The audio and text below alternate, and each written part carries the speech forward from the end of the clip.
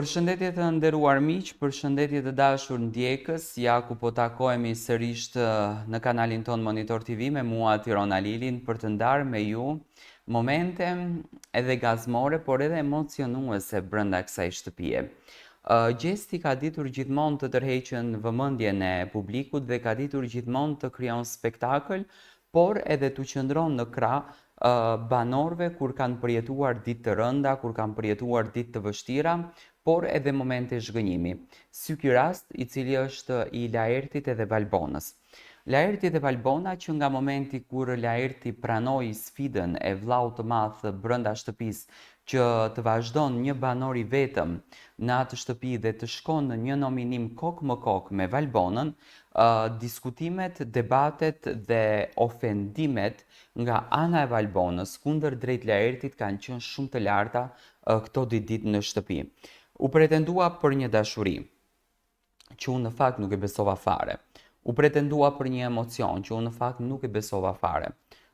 U pretendua për një lidhje, që unë nuk e besova fare, sepse dashuria mes Laertit edhe Valbonës, apo mes Valbonës edhe Laertit, le ta marrim në të dy anët, erdhi në momentin kur Gjesti arriti bëri një banor të vetëm.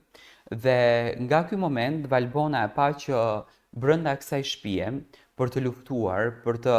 sfiduar banorët e tjerë dhe për të qenë në një grupacion, në një peshse ku Valbona pretendoheshte që ishte në grupin e Laertit, Eglit, Rozanës, Gertës, Gjestit për një banore e fortë dhe një banore që ishte e zëshme brenda shtëpisë, ky nominim me Laertin atë e nxori shumë të dobët edhe e nxori shumë të trembur. Që në natën më njëherë kur Valbona vajti në nominim kok më kok me Laertin, kujtoj që atë natë nga mërzia, nga stresi që përjetoi, nga mlefi që përjetoi, ajo nuk hëngri edhe darkë dhe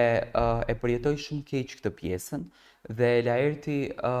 u mundua që të sqarohet deri diku me Valbonën se ai ka hyri vetëm dhe ka një qëllimin e tij përse dëshiron ta merr këtë çmimin e madh. Ju e dini që Laerti e ka treguar që jeton me qira dhe në prajmet e para të spektaklit të Big Brotherit, Ledion Liço i pati thënë Laerti që mos u mërzit se për nënën tënde, për qiran tënde kujdese Top Channel derisa ti je brenda shtëpisë së Big Brotherit, domethënë për këtë gjë mos u shqetëso fare. Dhe Laerti, siç duket, ka gjëra të cilat i ka lënë të hapura jashtë, që dëshiron të shkon i vetëm në këtë lojë dhe unë e përgëzoj për zgjedhjen që Laerti ka bërë, se në fund të ditës ne nuk mund të jemi kaq zemërgjër, ne nuk mund të jemi kaq human ndaj njëri tjetrit kur e dim se brenda kësaj shtëpie të gjithë në bazë të parë dhe në pikë të parë kemi interesin përballë vetes.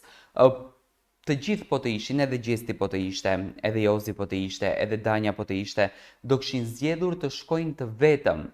brenda kësaj loje. Asnjëri nuk do kishte zgjedhur të shkon dyshe, sepse ato të vetëm hynë aty dhe më shumë se ka vlerë vetja jote, nuk ka vlerë askush pa marrë parasysh se çfarë marrëdhënie do të ndërtohet. Gjesti pati thënë Valbonës që unë ta marrova një kulaç boll të mirë, edhe të kërkoj shumë falje, sepse nuk e prisja që kulaçi do të ishte për të dalë, po zakonisht kështu i ka marru kulaçët. Valbona filloi të sillet shumë histerike, filloi të sillet shumë e tensionuar kundër drejt Laertit, shumë e nervozuar dhe kjo gjë në fakt e bëri që ajo të nxjerrën një pamje tjetër të saj që nuk e ka treguar më herët. Tani do shohim se si do shkon kjo dinamik, marrëdhëniet janë shumë të acaruara. Valbona ja tha Laertit që ti do ta kesh